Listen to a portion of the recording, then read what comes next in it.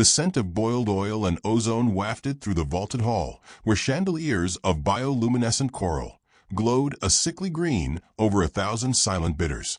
They'd come from all corners of the Galactic Empire.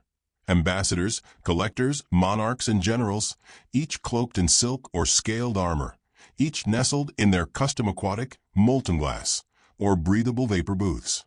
A dozen languages buzzed through translation nodes embedded in the walls, but one word remained untouched in every tongue: auction. At the center of the room, a plinth of black marble rose like a monument to arrogance. Standing atop it, her hands folded and expression demure, was the most recent lot: human, female, diplomat. The auctioneer, Duke Hecthorn of the Cerati, all fangs and frills, lifted a clawed hand and let the silence ferment. His tendrils twitched with theatrical anticipation. Lot 7A, one Terran envoy. Designation, Madeline Crow. Unarmed, untouched, fully sapient and fluent in 6 imperial dialects. He paused for effect, then leaned into the microphone with a hiss and allegedly diplomatic. A few chuckles scattered among the crowd. One of the Varelian scholars shook his head and tapped a bidding token against his glass. Humans are barely post-feral. No tact, no honor, but oddly amusing at dinner parties. A Gorthan warlord beside him grunted. A woman? For what baking? Don't be crude, a Lyci priestess purred. She'd make a marvelous living tapestry in my temple garden. Madeline blinked slowly and smiled. Not too wide, not too cold. She wore a tailored navy suit with a faint sheen of reinforced red, a white collared blouse, and a silver pin shaped like earth, outdated, quaint. Her hands remained folded before her. She looked every bit the harmless emissary. "Good evening," she said softly, turning just enough for the microphone to catch her voice. "I'm afraid I won't be staying long, but thank you for the invitation." Polite, inoffensive, entirely disarming. Which was the point? Duke Hecthorn barked a wheezing laugh. "Oh, she speaks. Adorable. Do you also bark on command?" "I prefer to pour tea," Madeline said, eyes flicking to the hovering droid at the auctioneer's side. "Yours smells oversteeped. Too bitter." A beat. The room paused. One of the diplomats chuckled, unsure whether it was a joke or an insult. Madeline's smile remained. She was, after all, a guest. The Cerati turned, hissing. "Enough pleasantries. Shall we begin the bidding at 6,000 deca units?" Paddles were raised. Holograms flickered. Voices chimed. Madeline's eyes wandered lazily across the crowd, a hawk behind glass. Every bidder became a mental note. That merchant from the Tazik worlds, 3 bodyguards, 2 cybernetic. That green-skinned duchess, nervous, glancing toward the exits. A few non-bidders whispered near the walls. Observers? Spies? They were all aliens, in every sense of the word, and they thought her prey. She counted heartbeats in intervals of 7. 7 was the number it took to override the neural lock on her wrist, disguised as a bracelet. 7 more to test the gravity fluctuations in the floor under her heel. And 7 heartbeats ago, she'd tapped her pinky twice on the edge of the podium, activating the signal. The waiting had begun. In orbit, thousands of miles above the opulent madness, a human fleet drifted like silent predators beneath the Empire's radar net. Cloaked, cold, engines idle. They were diplomats too, just a different breed. The bidding escalated. Numbers flew. Duke Hecthorn beamed. "We have 10,000. 11. Oh, such a popular little curiosity. What will the Terrans think when they learn we've acquired one of their own? Perhaps they'll send another." "I doubt it," Madeline murmured. A pause. "What was that, dear?" the auctioneer asked mock sweet. "I said," she replied more clearly, "you're unlikely to get the chance." Another ripple of amused murmurs. The aliens were used to bravado from lesser species. But something about her tone quieted a few. In one of the side chambers, a Navrin observer, a small owl-eyed creature with 100 years of war experience, turned to his adjutant and whispered, "Why hasn't Earth responded? They're primitive. Maybe they haven't noticed." "No, that's not how they work." The Navrin clicked his beak. If you poke a nest and nothing stirs, it's because everything that could kill you has already taken flight. Meanwhile, back in the auction hall, Madeline was offered a glass of water by a glittering servant drone. She accepted it with a grateful nod, sipped once, and tilted her head. "Do you know," she said conversationally, "that human bodies are 70% water?" The Sarati looked confused. "So?" She smiled faintly. "Just ironic that I'm being sold while containing more water than the Empire's aquifer planets." Nobody laughed this time. It was the way she said it, as if water wasn't the metaphor. The bidding slowed. A few alien nobles folded their arms, glancing uneasily at each other. The Varelian scholar from earlier cleared his throat. "Perhaps we should verify her neural compliance chip again." "She's just trying to rattle us," Duke Hectharn growled. "I'm just passing the time," Madeline replied. In the distant reaches of space, a signal pulsed from her location. The human fleet stirred. AI minds hummed to life. Engines began silent ignition cycles. The lead vessel, Diplomatic Courtesy, locked its trajectory. Below, Madeline leaned into the microphone once more. "You know," she said lightly, "on Earth we have a saying, the quiet ones are the ones to watch. I've always liked that." The Duke snorted. "So mysterious. You're lucky we value novelty." Madeline looked up at him, then truly looked. And for a moment, something ancient and calculating flickered behind her calm, human eyes. "Oh, Duke," she said with that same pleasant tone, "you should pray to whatever gods you believe in that I'm the only one they sent." Something sharp and invisible passed through the room. Tension. Recognition. Not of power, but of wrongness. As if a bird had flown backward or a star flickered the wrong color. A junior bidder, young eager from a minor imperial house, opened his mouth to place another bid, and then suddenly froze. His console had gone dead. So had the displays. And the lights. Silence fell. The chandeliers dimmed to a heartbeat red. The Duke slammed a fist on the console. "Technical malfunction. We'll resume shortly. Guards escort." But the guards were already still. Frozen. Not from fear, not yet. From something worse, uncertainty. Madeline turned and stepped down from the podium, heels tapping crisply on the floor. No one moved to stop her. She passed by the auctioneer with the grace of a librarian returning a book, then paused. "I hope," she said gently, "your empire enjoyed its moment of comfort. Truly. It must be nice to feel untouchable." The Sarati snarled. "You dare." "I do," she said, turning back. "Because I can. Because you didn't take a human. You took a message." And overhead, in low-orbit silence, the message was received. The Diplomatic Courtesy uncloaked. It did not fire. It merely appeared. And that, for now, was more than enough. Back in the hall, Madeline walked past the motionless guards, weaving between stunned nobles and terrified observers. Her neural lock unlatched with a hiss. Her badge gleamed faintly on her chest. She poured herself another glass of water, sat calmly in one of the booths, and folded her hands. Outside the windows, stars blinked like eyes just beginning to open, and the Empire blinked back, unsettled, unsure, and for the first time afraid. The chamber was circular, echoing, and far too warm. Incense drifted from hanging bronze bowls like nervous eyes, masking the underlying scent of polished steel and something faintly medicinal. Decorative vines, genetically spliced to shimmer blue under candlelight, curled around the pillars. To the uninformed, it looked serene. To Madeline Crow, it looked like a trap designed by someone who thought aesthetics could hide an agenda. She sat straight in her chair, legs crossed neatly, hands resting atop the carved stone table. Across from her, a semicircle of representatives stared down at her like a council of gods. Old, confident gods, until recently. None of them spoke yet. So she did. "This is a rather elaborate setup for a cultural exchange," she said lightly, eyes sweeping the gilded carvings on the domed ceiling.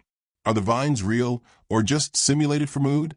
The representative from the Zatari Confederation, a tall insectoid with opalescent wings and a disdainful mouthpiece, clicked its mandibles. "This is not an exchange, human. It is an inquiry." Madeline tilted her head. "Ah, We call that an interrogation. Slightly less elegant. Another representative. This one, a rotund amphibian from the Quarathel League, croaked.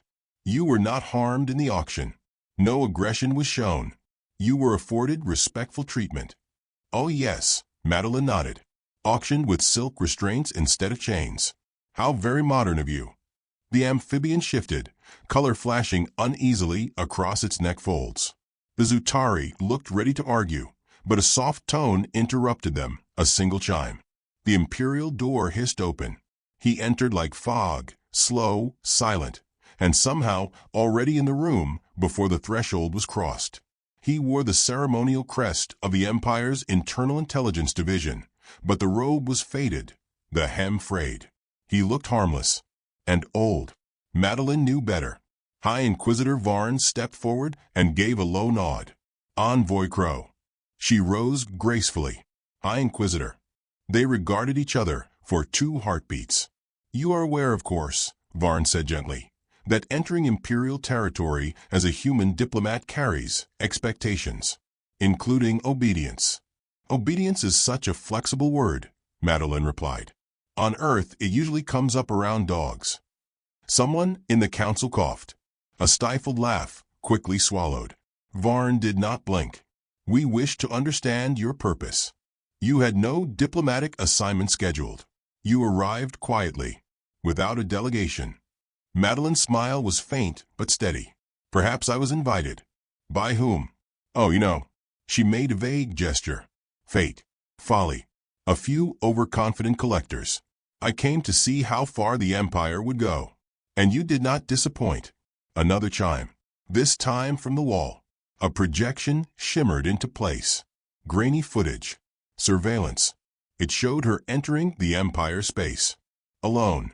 Her ship unarmed. No escort. Curious, said the Zutari, that such an important figure would travel, so exposed. I'm not that important, Madeline said, inspecting her cuticles. Just diplomatic enough to cause trouble. Varn's tone shifted. Softer. Almost paternal. Earth hasn't responded to our transmission. Not a word. Not a warning. Not a demand. Is this deliberate? Madeline looked up. Yes. Silence fell again, the kind that stretched too long. Care to elaborate? Varn asked. I'd rather not, she said. His eyes narrowed. You presume safety, hiding behind ambiguity. I presume nothing, she said. I just understand where I'm sitting. You've already made the mistake. Now you're just trying to calculate how expensive it will be. The amphibian looked nervously at the others. What mistake? The auction was legal. Legal to whom? Madeline turned, voice still soft but sharp. To your Empire's definitions of sapience? Consent. To your endless classifications of who counts and who doesn't. She leaned forward. You took me. You sold me. You laughed. And now you're asking whether the cage you built is strong enough to keep the storm out. Varn clasped his hands. The storm hasn't come. Hasn't it? She said.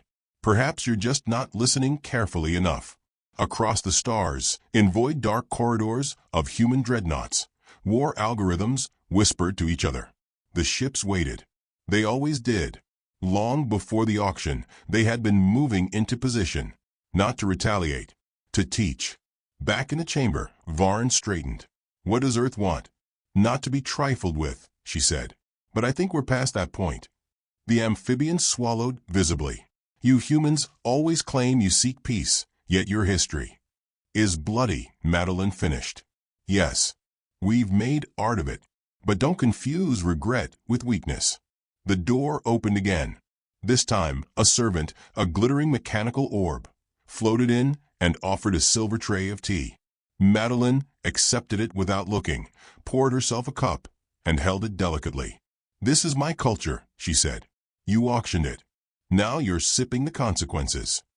Varn leaned forward slightly. If retaliation comes, it will be seen as an act of war. No, she said. It will be seen as correction. You don't start wars with humans. You provoke them. The difference is in how loudly your cities burn afterward. Varn's lips thinned. You enjoy this performance. No. I hate that it's necessary. She sipped her tea. But some lessons have to be theatrical. Outside, planetary satellites flickered for a moment. A sensor glitch, the engineers thought. A hiccup. One shrugged, filed a report, and moved on. Meanwhile, hidden human frequencies crawled into every Imperial relay, listening, marking, and smiling. Inside the council chamber, the amphibian fidgeted. Perhaps there is still time to apologize. Madeline offered. Return what was stolen? Rescind the insult, feed me chocolates, and beg Earth not to level your trade hubs. She set down her cup gently. Time is a luxury you auctioned off. Varn looked weary for a second. Then he sighed. You're not just a diplomat. I'm a mirror, she said. And you're not going to like the reflection. At that moment, a tremor passed through the station. So soft it barely registered. Not an explosion. Not yet. More like a heartbeat. A pulse. Felt more than heard. Varn stood slowly. What was that? Madeline stood too, smoothing her jacket. Oh, just an introduction. Alarms didn't sound. They couldn't. The systems had already been overwritten. A second tremor followed. This time, the lights dimmed for a heartbeat before resuming. On a nearby console, a display flickered to life. A line of text pulsed. Human diplomatic asset retrieval. Commencing. Every being in the room turned to stare at it. Varn's voice cracked slightly. Is that a declaration? No, Madeline said, walking toward the exit. That's the polite version. As the doors parted for her, she glanced back once, eyes resting on the council. If your empire has an anthem, now would be a good time to sing it. Loudly, before the music changes. She left without another word. Down the corridor, she passed soldiers already looking over their shoulders. Techs whispering into dead comms. A lieutenant dropped his weapon when it powered off in his hands. Madeline kept walking. Her pace never changed. Each step echoed louder than it should have. Somewhere in deep orbit, a human ship unfolded its targeting matrix. It did not lock on. It simply observed, calculated, and waited. Inside the council chamber, chaos began its slow crawl. But Madeline's work there was done. She walked into the atrium, tilted her head to the glass ceiling where stars began blinking in patterns only humans understood. She allowed herself the smallest of smiles. One that promised kindness was never weakness, and that Earth's silence was never peace. Madeline Crow stood at the edge of the promenade, overlooking the glittering heart of the Imperial capital's orbital spire. Beneath her feet, 10,000 meters of steel and arrogance pulsed with artificial gravity, trade broadcasts, and pride. To the left, a concert hall rose in the shape of a spiraling flame. To the right, a transparent bridge pulsed with neon-lit diplomats walking briskly, laughing nervously. Everyone was pretending not to notice the tremors. She sipped her tea. The cup, porcelain white and rimmed with cobalt blue, had a small crack along the base. She turned it slowly in her hand, watching the fracture spider toward the bottom. A beautiful flaw, honest, delicate. Behind her, footsteps approached, careful and uncertain. Envoy Crow, said a young voice, male formal, thick with untested rank. She didn't turn. Lieutenant, you were assigned to follow me, not speak. I know, ma'am, he said. But something's happening. With the grid. With everything. Correct. They say it's sabotage. It isn't. The lieutenant hesitated. Then what is it? She finally turned, taking in the man. Late 20s, tall, horns shaved back in accordance with naval regulation, uniform pressed to perfection. His eyes darted, scanning for threats. New to fear. Madeline offered a small, almost motherly smile. A correction. One long overdue. Above them, Earth's ships had begun to appear. They did not decloak with flair or fanfare. There was no sudden boom, no light show. They simply became visible, as if they had always been there and someone had finally remembered to look. The Empire's orbital surveillance systems failed to register them. Not because they were jammed, but because they'd been overwritten hours ago, slowly, surgically, with the kind of restraint that made true terror. The lieutenant tapped his wrist console. We've lost sensor contact with 3 defense satellites. 4. Madeline corrected. But you'll realize that in 20 seconds. He stared at her, mouth slightly open. Then his comms unit buzzed. Repeat, Relay Beta 7 is dark. Alpha Grid responding erratically. Requesting diagnostic. He silenced the feed, eyes widening. How long has Earth been? Waiting. She finished his sentence with a hint of tired amusement. Since the moment I arrived. A sharp alarm began to pulse, soft at first, then steadily louder. But it wasn't the Empire's standard emergency tone. This one was human. 3 rising notes. 1 drop. Familiar only to one species.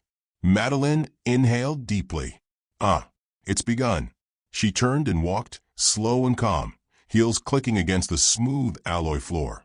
Where are you going? The lieutenant asked, following. To collect my belongings. You're not a prisoner anymore. I was never a prisoner, she said, voice calm as a Sunday sermon. I was bait, and you swallowed the hook. The promenade suddenly went dark. Not all at once. It flickered, first in stripes, then sections, like an old light bulb dying one coil at a time. The civilians began to murmur, then panic, then run. Within seconds, the hum of the artificial gravity modulator shifted. Not off, just misaligned, just enough to make feet feel heavy and ears ache. The Empire's soldiers rushed in, forming barricades with crisp, barking orders. But no one knew where to face. The threat wasn't outside. It was already inside. Madeline stepped through the threshold of the Imperial Archive, a towering hall of knowledge and ego, and nodded to the librarian drone. Crow. Clearance Omega Red. The drone paused, scanned her badge, then beeped in assent. Access granted. The young lieutenant stared. Omega Red. Earth has a sense of irony, she said, stepping past a frozen clerk. We don't believe in forbidden knowledge, just poorly timed revelations. She retrieved a small case from a shelf labeled Diplomatic Memorabilia and opened it carefully. Inside was a folded flag, a data crystal, and a stylus shaped like a fountain pen. She pocketed the crystal and the pen, then handed the flag to the stunned lieutenant. Hold that. He took it without thinking. Why? Because when they find your body, I'd like them to know you died with a little class. His breath hitched. Kidding, she said. Mostly. The crystal began to glow faintly in her pocket, reacting to the synced signal from above. A message was being written, transmitted through the city's ventilation systems, its lights, its power grid, its water. The message was simple. We are retrieving our own. You may stand aside or fall down. Across the city, lights dimmed further. Weapons malfunctioned. Data pads went blank. Airlock stalled. At one of the command centers, a general slammed his fist against the console. We've been breached. Find the source. There is no single source, a technician cried. It's in the architecture. They're inside everything. On board the diplomatic courtesy, Admiral Cass Kane sat in silence, sipping his own cup of tea. He was built like a statue carved out of veteran scars and stubbornness, and he watched the feed of Madeline's every move with mild amusement. She's doing well, he said to his AI adjutant. The voice responded with a touch of wryness. She rehearsed. Still, Kane said, there's a certain grace to a woman unmaking an empire in flats and a blouse. Madeline exited the archive and descended the transit steps as though she had a lunch date. The lieutenant followed, pale and quiet. We should alert someone, he whispered. Oh, they're all aware, she replied. They just haven't decided whether to grovel or gamble. At the Spire's base, a convoy of armored transports idled, uncertain. Their drivers awaited orders that would not come. Madeline approached the nearest and rapped lightly on the metal. It hissed open. The driver, a four-eyed, shell-plated Breivik, stared at her with wide pupils. Drive, she said. To where? Somewhere slightly less suicidal. He obeyed. Inside the cabin, she turned to the lieutenant. Do you know what makes humans terrifying? He shook his head. She leaned forward. We are not the strongest, not the fastest. We are not born with claws or fangs or armor. We bleed. We break. We die. She tapped her chest. But we plan. We observe. We adapt. And then, when we strike, we do it with smiles and signatures. The convoy passed through a checkpoint unmanned by panic guards. In the distance, the sky glimmered with the sharp shimmer of descending human vessels. Not in formation, not hostile. Just there. Enough to break morale. Inside the command tower, Varn stared at the broken remains of a system that had once controlled a quadrant of the galaxy. How, he asked aloud. The question wasn't for the technicians or soldiers. It was for himself. The Empire had mocked Earth for centuries, called it a backwater planet with too many songs and too little sense. But Earth had listened. It had watched. And it had remembered. Varn opened a sealed channel, one reserved for final acts and forbidden truths. Open a direct link to the Terran Diplomatic Council. The technician looked up. That channel doesn't exist. It does now, said a soft voice from behind them. Madeline stood in the doorway, arms folded, backlit by the soft hum of human warcraft, circling above like vultures with mission briefings. Ms. Crow, Varn breathed. You really should have taken a tea, she said, stepping inside. Would have made this more civil. The transmission linked. Earth's seal appeared, a handshake in silhouette, a shadow beneath it. Speak, came the voice of Earth's High Chancellor. Varn swallowed. We. Madeline raised her hand. I'll handle this. She looked directly into the camera. Expression unreadable. Diplomatic asset retrieved. Hostile auction confirmed. System infiltration complete. No casualties on our end. Requesting clearance to implement response clause. The Chancellor's voice came coolly. Approved. Response team is en route. Leave nothing unresolved. Madeline turned back to Varn, her voice softer now. This was preventable. But you saw a woman, not a warning. You saw culture, not calculation. You saw tea. She paused. But we brewed retribution. A pulse rang out through the tower. Not a bomb. Not a shot. Just a ripple of code. And the Empire's crown jewel-dimmed. One district at a time. The lights, the sound, the power, the pride. Extinguished.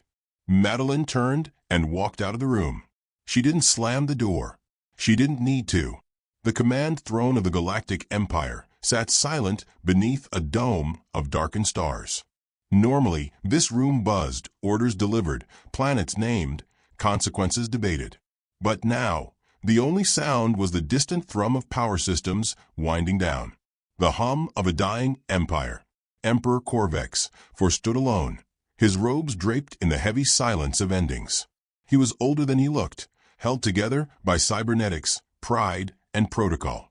His gaze lingered on the empty chairs of his council, absent, disgraced, or already executed by local mobs reacting to collapsing infrastructures. He turned as the doors opened. Madeline Crow stepped inside. No escort. No weapons. Just a woman neatly dressed, hair pinned, face calm. The Emperor's lip curled faintly.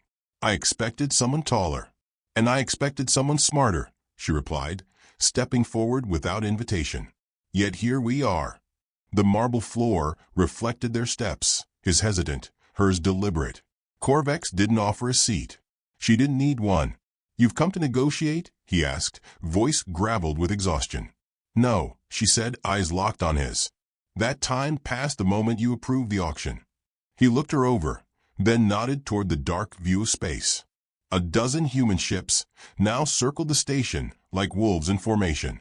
You could have destroyed us already. Yes, she said, but you haven't, because destruction is messy and wasteful. And yet you've crippled our grid, our banks, our fleets. Madeline tilted her head. That wasn't destruction. That was a suggestion. He barked a laugh. It died in his throat. What do you want? She let the silence stretch. He filled it, because that's what men like him did. Concessions? Territory? Apologies? We've issued statements. No, she said, her voice lowering like a blade. What we want is recognition. Corvex narrowed his eyes. Of what? Of who we are, she said. You saw humans as amusing, unpredictable, cultural pets. You played at civility while marketing savagery. You took one of our own and expected Earth to bark or beg. Instead, we smiled. She walked toward him, slow and composed. Because humans don't cry out when attacked. We calculate. We remember. And we arrive. His jaw tightened. You came for revenge. No, she said. I came to collect a debt. A flicker of confusion crossed his face. She reached into her coat and pulled out a small crystal. She placed it on the Imperial command console. It pulsed softly. Blue. Do you know what this is? He didn't answer. This, she said, is a map. Every trade route, every defense node, every exploitation corridor your empire built on the backs of species you deemed lesser. The Emperor stared at it. You thought Earth was isolated, she continued. But we've been watching, listening, gathering. Corvex finally sat, his knees quietly betraying him. You came here with the intent to do what? Collapse us? Take the throne? No, Madeline said. We don't want your throne. Then what? She stepped closer. We want the story. He blinked. What? You'll abdicate, she said. You'll hand the reins of the Empire to a rotating council of planetary voices, including Earth. You'll confess to the auctions, the crimes, the systems you built to harvest and trade sentient life. Publicly. He laughed bitterly. You think I'll make a speech? Admit weakness. I don't care what you say, she said. You will. And not because we're threatening you. Corvex gestured wildly to the screens, most of them dark. That's not a threat. No, she said again evenly. A threat implies there's something left to warn. She leaned down, both hands on the console, inches from his face. We already ended your empire. We're just letting you decide the headline. For the first time, something cracked behind his eyes. He'd faced rebellions, betrayals, galactic downturns. But not this. Not a war where the weapons were silence, timing, and elegance. And if I refuse, he asked. She straightened. Then your people will wake to darkness. They'll riot, starve, collapse. And no help will come. You won't be martyred. You'll be forgotten. A footnote buried under 1,000 lessons Earth will teach from your ruins. He sat very still, then nodded once. Madeline reached into her coat again and slid him a datapad. That's your speech. You'll make it now. Live. Our transmission teams are already wired into your emergency beacons. You don't trust me to write my own words. I don't trust you to say anything that doesn't make us flatten the sector. Corvex studied her. You're not military. No, she said. But I've had tea with them. The Emperor gave a hollow smile. You don't enjoy this, do you?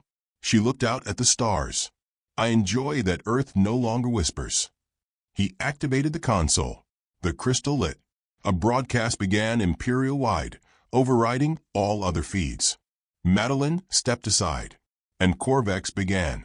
To the citizens of the Empire, he said, voice a mixture of pride, pain, and surrender. I stand before you not as your emperor, but as a man bearing the truth.